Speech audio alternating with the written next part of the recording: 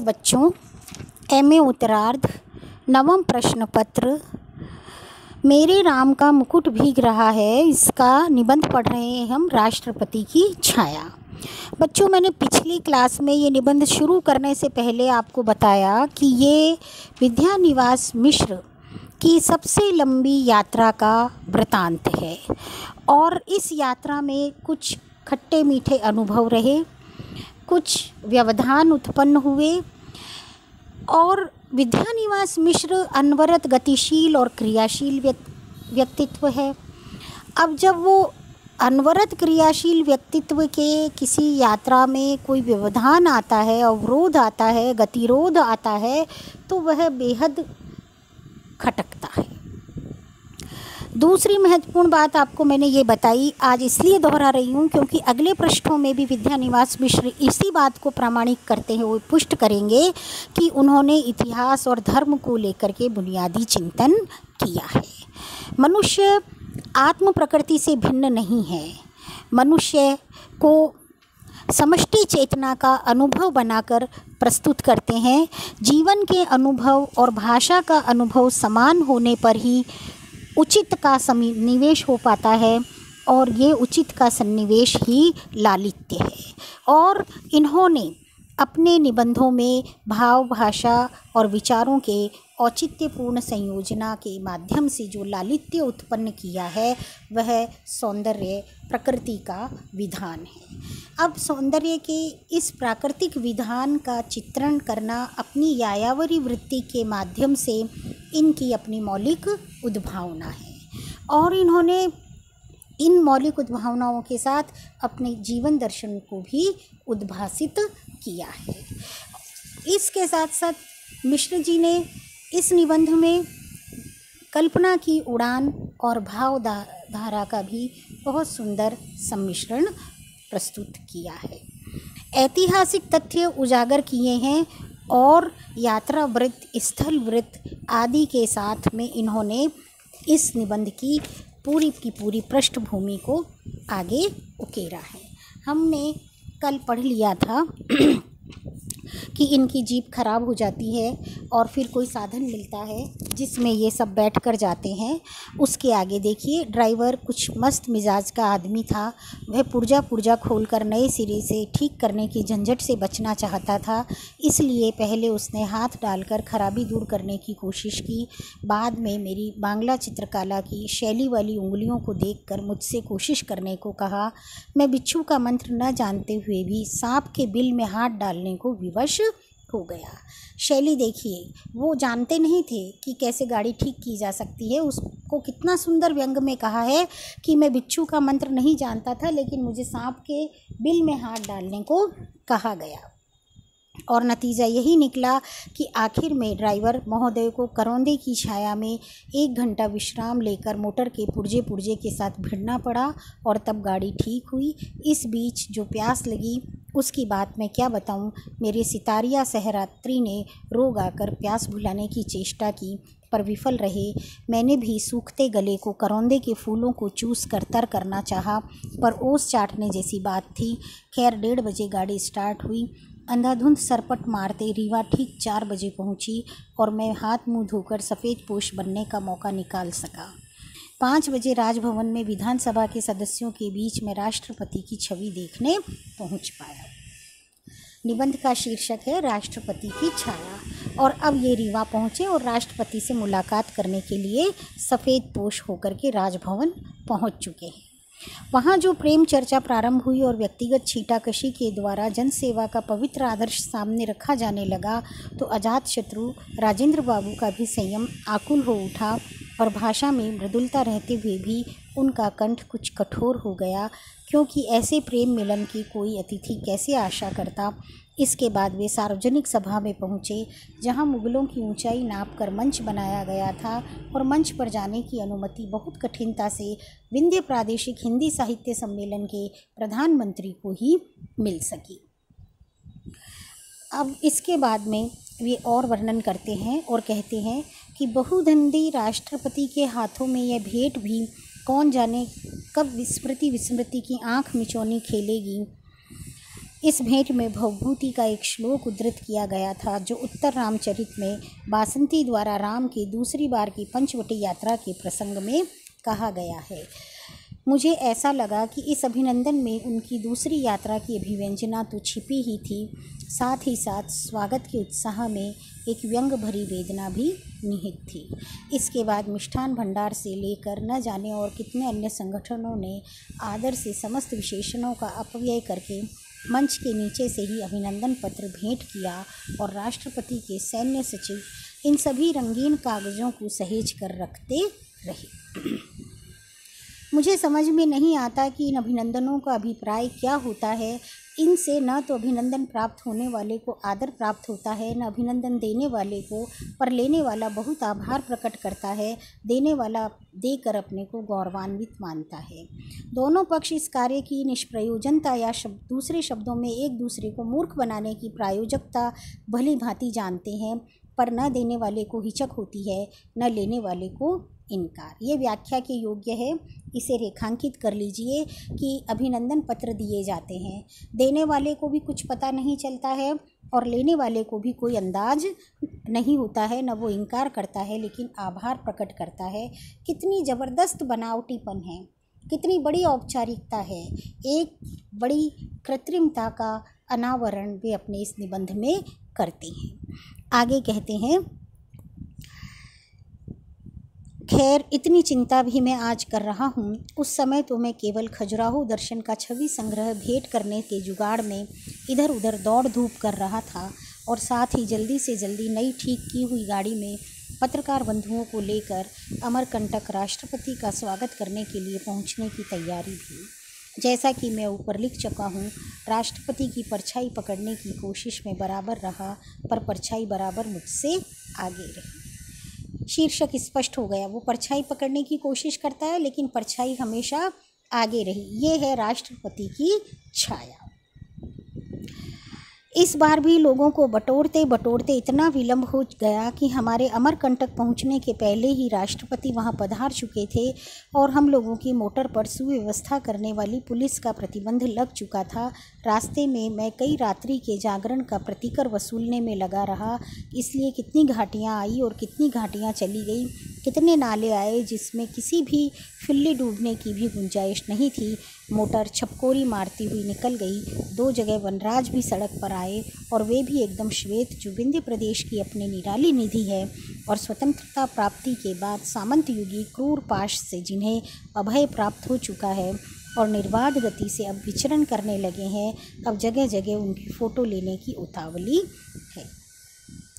लेखक जो रात्रि भर जागता रहा वे निद्रा की गोद में था। गाड़ी अबाध गति से चल रही थी। शेर आया, नादी नाले आए, उफान आए, ये सब आनंद उनसे वंचित रहा और वे उसका प्रतिकर लेते रहे। मेरे सहकारियों ने इस वनराज के दर्शन के लिए मुझे उठाया।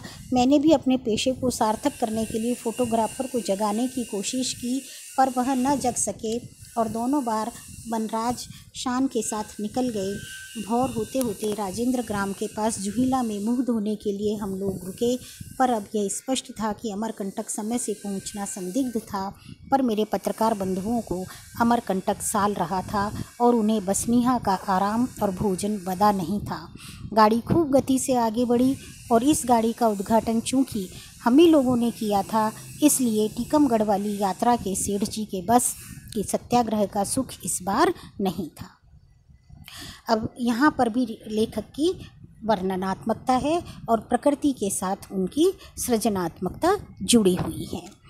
लेखक आगे कहता है कि ये आदिवासी क्षेत्र था, वनवासी यहाँ पर थे, महिलाएं स्वागत के लिए खड़ी हुई थी मंगल कलश लेकर के और वे आनंद विभल कंठ से लोकगीत गा रही थी।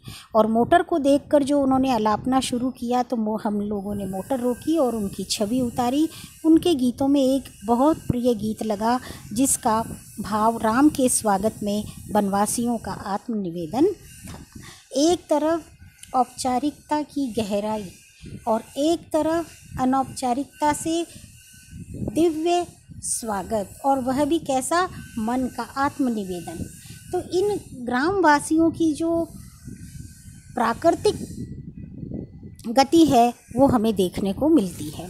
मैं सोचता रहा कि कोल की रात यही तो है जिन्होंने न जाने कितने युगों पहले निर्वासित राम के स्वागत में पत्तों के दोनों में फल फूल की प्रेम सहित भेंट अर्पित की थी, और उस पर भी यह विनय दिखलाई थी कि लेहिन बासन बसन चुराई, इहे हमार परम सेवकाई। उनके निश्चल और सहज स्नेह को किन थैलियों में भरा जा सकता है नहीं जानता, पर यह संदिग्ध है कि आज के आगंतुक राम के आगे पीछे आने वाली लैस फौज इन अमूल्य भेंटों को संचित कर पाएगी और देहाती हृदय वाले राजेंद्र बाबू के कर कमलों से अधिक उनके स्निग्ध हृदय तक अभिनंदन पहुंचा पाएगी। बड़ी सुंदर विसंगति है। राम के समय में राम के भव्य स्वागत के लिए जो निश्चल और सहज स्नेह था, वह ही लेखक विद्यानिवास मिश्र अपने लालित्य के माध्यम से कहते हैं कि इनके पीछे जाने वाली जो फौज है, लैस फौज है, वो किस प्रकार से मेरा अभिनंदन उन तक पहुंचाएगी, स्निग्ध हृदय तक पहुंचा पाएगी। वह तो गंवार रश्मियों की तरह इनकी शीतल मोतियों को धरती में ढुलकाने के सिवा कुछ दूसरा कर ही नहीं सकती। पता नहीं कब शासक और शासित के बीच सीधा नाता जुड़ेगा और एक दूसरे के प्रति भय, आशंका, अलगाव, वैषम्य और दूरी कम होगी। इस तरह से जो ये अंतर है उसको भी स्पष्ट किया है। इसके बाद लेखक कहते हैं कि अमरकंटक में हम लोगों को केवल इतना मौका मिला कि नर्मदा कुंड में एक डुबकी लेकर जमी धूल धो करके नई धूल संचित करने के लिए शरीर तैयार कर लिया जाए। 10-1 मिनट नर्मदा माई की हाथी के पेट के नीचे सरक कर निकलने की पुण्य यंत्रणा भी हम लोग देखते रहे, और निकल न सकने पर चूँकि पापी होना स्वतः प्रमाणित हो जाता है, इसलिए पुण्य के प्रमाण देने के लिए जाने कितने धमधूसर लोग भी किसी न किसी तरह निकल जाने के विश्वास में दम साध कर हाथी के नीचे घुसते हैं, और जब उनका नथुना फूल जाता है, चेहरा सुर्ख हो जाता है, एक एक नस फूल उठती है, दम घुटने लगती है, तो आसपास नर्मदा मैया जब उन्हें किसी न किसी प्रकार निकलने की प्रेरणा देती है और निकल कर वह भी मैया की टेर लगा देती है। पता नहीं किस मस्खरे ने इस पुण्य के प्रत्यक्ष दृष्टांत की परंपरा चला दी कि मोटी अक्ल और मोटे शरीर वालों के लिए एक अच्छा खासा प्रहसन तैयार हो गया। मुझे इस समय अफसोस यही हुआ कि मेरे साथ के 2-3 फ्री थिंकिंग के भुगतान से इतने भर गए थे कि फिर उन्होंने छाछ को वैसे पीने की कौन कहे, फूंक कर पीने की भी इनकार कर दिया, और वे इस बार साथ नहीं आए होते तो उनके ऊपर माई के हाथी का यह प्रयोग किया जा सकता था। लेखक के मन का जो अनुभव है वो बड़ा सुंदर अनुभव है, और बड़ी सुंदर भाषा के साथ, बड़ी गति के साथ उन्होंने इसको स्पष्ट किया है कि ये किस तरह से प्रहसन का एक बिंदु बनता है। वास्तव में राजेंद्र बाबू का यह भ्रमण केवल योजना के प्रति विश्वास जगाने के लिए उद्दिष्ट जान पड़ा, मानो वे दमयंती के पास देवताओं के दूत बनकर नल होकर आए हों।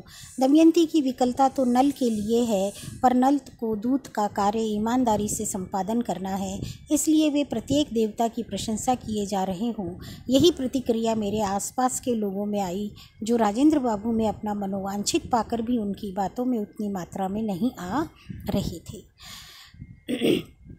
यहाँ पर सबसे पहले हमने प्रेस कार्ड की महिमा देखी। टीकमगढ़ में तो मुझे केवल इतना ही अनुभव हुआ कि सबको प्रेस कार्ड अपने दस्तखत से देकर जब मुझे अपने को प्रमाणित करने के लिए कोई कानूनी सबूत न मिला, तो मैंने सोचा कि बजाय इसके मैं इधर उधर चिल्लाता फिरूं कि बताओ भाई मैं किसका फूफा हूँ, मैंने खुद अपने लिए एक कार्ड प्रमाणित कर लिया। बुढ़ार में ऐसी घटना घटी कि एक माननीय मंत्री हमारे प्रेस के घेरे में आ गए, और उनसे जब प्रेस कार्ड मांगा तो बावजूद मेरे ये बताने कि ये माननीय मंत्री हैं, हमारे घेरे के अंदर नहीं आते, जागरूक प्रहरी ने प्रेस कार्ड के लिए दुराग्रह किया ही। बाद में किसी दूसरे भले आदमी के आने पर इस संकट से मुझे छुट्टी मिली। भाषण समाप्त होते ही मैंने उस छाया को वंदना की और संतोष की सांस ली, और इस छाया के अनुधावन के ब्याज से ही विंध्य के विहंगम दर्शन इतनी अल्प अवधि में हो गए, और इस संतोष सुख में थकान, भूख, प्यास और चिंता सब कुछ सफल हो गया। निबंध के अंत में लेखक ने जब राष्ट्रपति का भाषण सुना और भाषण सुना और जब उनकी छाया की वंदना की तब उनको संतोष आया कि अब मेरा यहाँ आना सार्थक हो गया। मेरी भूख प्यास, रास्ते की सारी अवरोधक बाधाएं, जितनी भी थकान थी, जितनी भी प्यास थी, वो सब कुछ चिंताएं सफल हो गई। फ्री थिंकिंग के जो साथी साथ छोड़ गए वो सफल हो गए। रात भर जागना उनका वो सफल हो गया। तो इस प्रकार यात्रा की मधुर अनुभूति को वो बांटते हैं। तो अंत में हम ये कह सकते हैं बच्चों कि ललित निबंधकार श्री विद्यानिवास मिश्र के निबंधों का संसार बहुआयामी है। उनकी प्रकृति, उनका लोक तत्व, बौद्धिकता और सृजनात्मकता के साथ कल्पनाशीलता से जुड़ा हुआ है। उनके काव्य में, उनके निबंधों में कहीं कहीं काव्यात्मकता नज़र आती है, कहीं रम्यता नज़र आती है और कहीं भाषा की उर्वरता अपना रंग दिखाती है। इसके साथ ही इनके निबंधों की सृजनात्मकता में संप्रेषणीयता इतनी अंतर्ग्रथित है कि कोमल भावाभिव्यक्ति के साथ साथ महक की भांति वे साहित्य के संसार में यत्र तत्र हमें बिखरी हुई प्राप्त होती है। जिस प्रकार महक से कोई व्यक्ति वंचित नहीं रह सकता है, चाहे उसे स्थान पता हो न हो, उसे फूल का नाम पता हो न हो, उस वन उपवन का नाम पता हो न हो, लेकिन आसपास तक भी पहुंच जाने पर वह महक उसके मन में रहती है। ठीक ऐसे ही विद्यानिवास मिश्र के निबंधों में हमको सार्वदेशिक दृष्टि के साथ में तत्वान्वेषी परिवर्तन करने की प्रवृत्ति और संप्रेषणीयता का गुण महसूस होता है। प्रिय बच्चों, ये निबंध पूरा हो गया है। आप अगला निबंध पढ़ कर के रखिए। और अभी मैं इस वीडियो में आपको जब बताया कि इस गद्यांश की सप्रसंग व्याख्या लिखनी है, वो मैं आपको होम असाइनमेंट के रूप में देने वाली हूँ।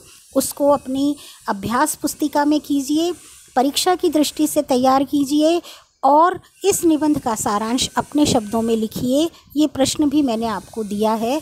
तो इस तरह से आपका ये निबंध पूरा तैयार हो जाएगा।